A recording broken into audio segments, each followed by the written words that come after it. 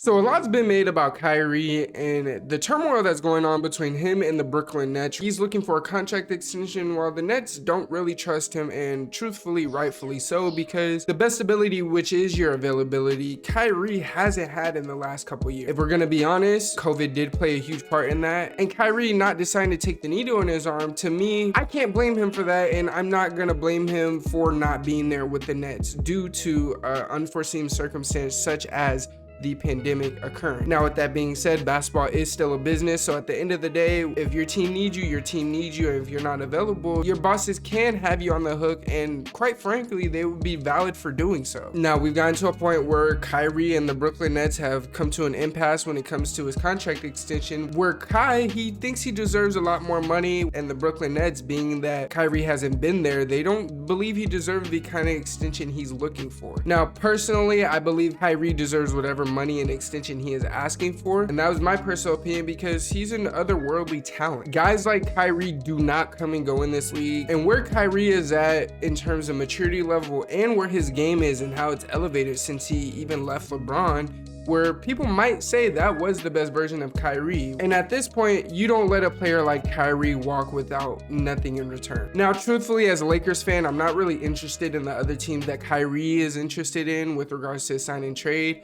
And truth be told, about 2 minutes before making this video, I got a notification from SportsCenter or ESPN saying that no other team other than the Lakers is trying to be put into position to go get Kyrie. In other words, the Lakers is really the only team interested or is looking for the means to be able to get Kyrie. The other teams that he listed, either they're just not interested or they don't have the means to go get him. Now, in the beginning, I thought the Knicks were going to get him. The reason for that is because we all know what happened on the draft day fiasco where they didn't pick anybody in the first round. So in my opinion, I thought they were refusing to pick up a younger player to free cap space and not have the cap space built up so that Kyrie can come to New York and play for the Knicks. Other than the Knicks, the only other team that I could see Kyrie going to is Miami, but if you're Brooklyn, do you really take Kyle Lowry? It doesn't make sense. So with that being said, we're only going to talk about the Lakers here. So strap up. If you're not new, you already know what to do. Go ahead and hit that thumbs up.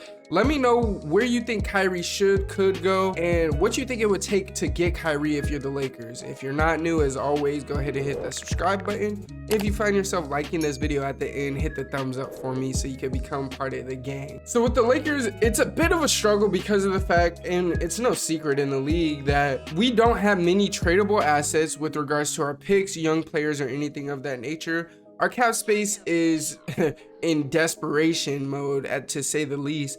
And we're 30 days removed from free agency, where the Lakers are only going to be able to use their mid-level exception, and they're more than likely going to dip into the luxury tax with regards to filling their roster. The only tradable assets the Lakers truly have is Russ, Melo, Kendrick Nunn, and THT. People are entertaining the idea that Anthony Davis is tradable and should be traded. Now, Anthony Davis trades have been thrown out into the air and have been entertained by the media masses and people on YouTube, but personally, I don't think the Lakers would take this serious. And personally, I don't take it serious nonetheless, because if we're being honest, if you're trading AD for Kyrie, yes, you're getting a bucket getter in Kyrie, but AD when healthy, and it does suck to say and have that caveat, when healthy, but regardless of that, when healthy, AD is a top 3 player in the league, defense and offensive, and you can't scoff at that. AD being labeled injury prone is far-fetched because it's only been these last 2 years where he's truly been injured. Every other year prior to these last 2 years, he's only missed more than 20 games twice in his career, and one of those times was when he was being traded to the Lakers, and we all know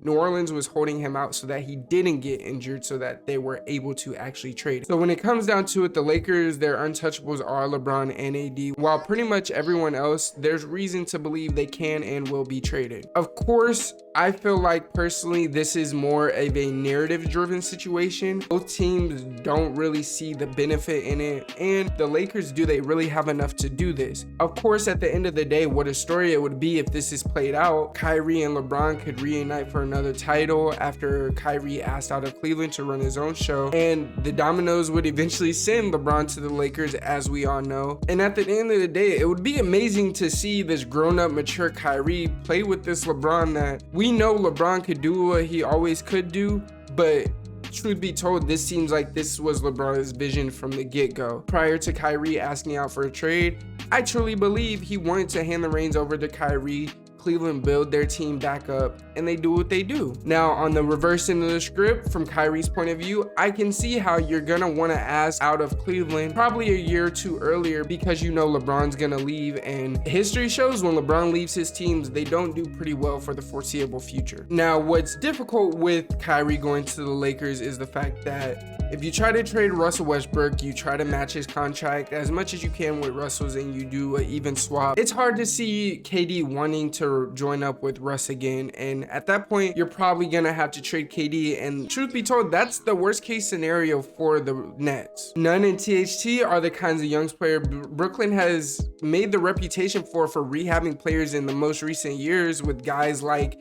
D'Lo and Spencer Dinwiddie being there and actually getting some good footing in their career to sign with another team with a pretty good contract that they deserve. But the Nets, they're at the point where, being that they have KD, they can't be betting on projects like young players like this like they did in the past. Now, personally, I've been playing with some trades and things like that nature, and there's only one trade that I see that I truly believe might work for each team on this list that Kyrie gave us. Now, in this scenario, it is a 3-team trade, and I know in the past, the 3-team trades, they kind of fell through because they didn't really make all the sense in the world for all 3 teams, but in this case, I do think it does make sense, and this is the one trade that I came up with, and I've seen it only on one other place. It was like a Lakers fan blog kind of thing. I've only seen it one other place. I'm gonna link that in the description for you guys, but the trade goes as follows. It is a 3-team trade because, as you guys know, in the past, 3-team trades didn't really make much sense for all the teams involved, but in this case, it kind of makes sense to me at least, and it is the most accurate of trades that would more than likely occur. It would be a 3-team trade amongst the Lakers, Pacers, and Net, and of course the Lakers would end up getting Kyrie, whereas the Pacers would send over Malcolm Brogdon and Buddy Hield, and the Pacers would end up getting Russell Westbrook, Cam Thomas, and then they get a 2026 first and a 2027 first round pick swap. Now, to me, it's no question why the Lakers say yes, and to me, it's no question why the Brooklyn Nets say yes to this trade, because of the fact that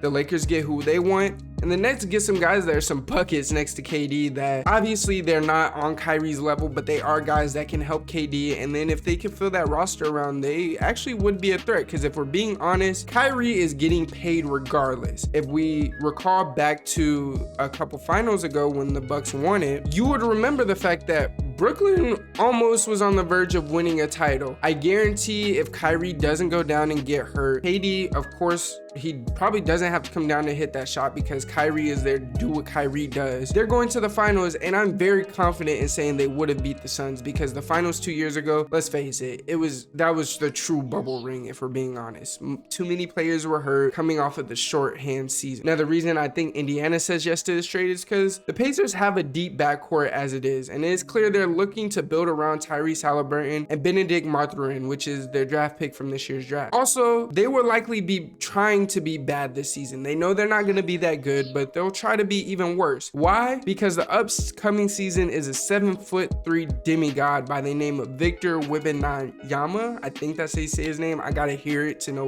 how it's pronounced. But regardless, that boy Victor is a 7'3" demigod, and this trade would help accomplish that. It frees up minutes in the backcourt for the young players to develop the same way that we saw with the Nuggets and the Warriors, and then it would give Westbrook would likely get told to either stay home or get bought out, and at that point Westbrook would be able to do what he wants. Thomas would add another promising presence to the young mix, and the Pacers would get long-term flexibility and a better runway for their young guards to play, grow, and get a better chance for tanking for Victor next season. It accomplishes everything this team seems to be on the forefront of wanting to accomplish, so I believe this trade would be perfect for the Pacers with regards to us getting Kyrie and them getting